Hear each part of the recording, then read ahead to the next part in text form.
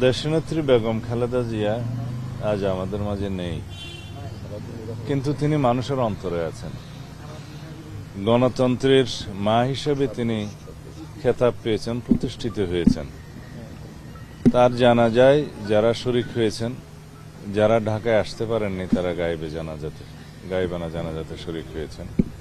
সারা পৃথিবীর মানুষ দেখেছে পৃথিবীর সর্ববৃহৎ জানাজা এটা প্রতিষ্ঠিত হয়েছে। কত মানুষ জানাজায় শরিক হয়েছেন তার কোনো সীমারেখা নাই, পরিসংখ্যান নাই। ভবিষ্যতে হয়তো অনুমান নির্ভর একটা তথ্য দেয়া যেতে পারে।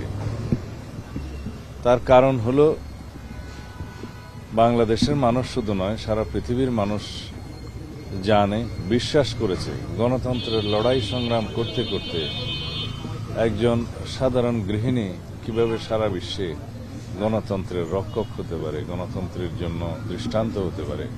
গণতন্ত্রের জন্য সংগ্রাম করতে করতে নিজের জীবন, সন্তান, পরিবার সবকিছুই তিনি ত্যাগ করেছেন।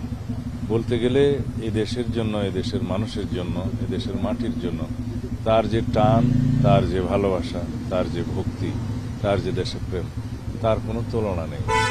তিনি সবকিছুই হারিয়েছেন, কিন্তু অর্জন করেছেন যেই উচ্চতা, সেই উচ্চতায় পৃথিবীর বুকে খুব একটা বেশি মানুষের নাম লেখা নাই।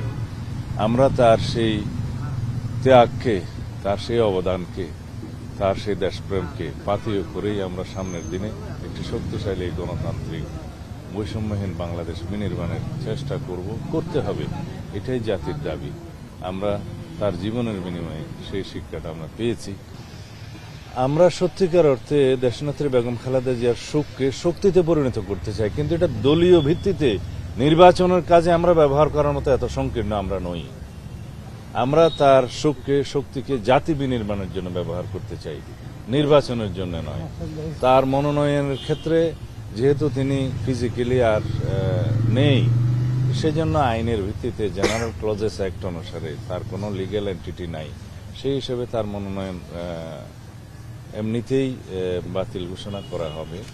যেহেতু আমাদের বিকল্প প্রার্থী সেখানে দেয়া আছে, তাদেরটা বাছাইতে যদি টিকে তাহলে তারাই প্রার্থী হবে, এটাই আইন। নির্বাচন স্থগিত বা পেছনের তো কোনো সুযোগ না, কোনো আইনি সুযোগ নেই। নির্বাচন পিছনে কোনো আইনি সুযোগ নেই।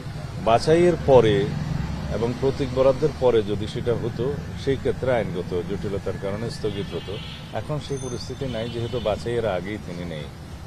তার আইনগত যেটা বলা হয় লিগ্যাল এন্টিটি হিসেবে যেহেতু তিনি এক্সিস্ট করেন না, সেই জন্য তার মনোনয়ন পত্রটা বাছাইতেই টিকবে না।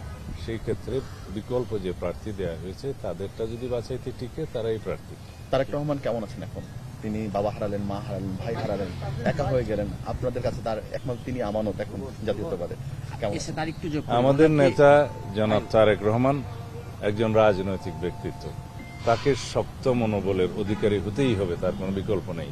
যত সুখী হোক, জাতির স্বার্থে তাকে শক্ত থাকতে হবে।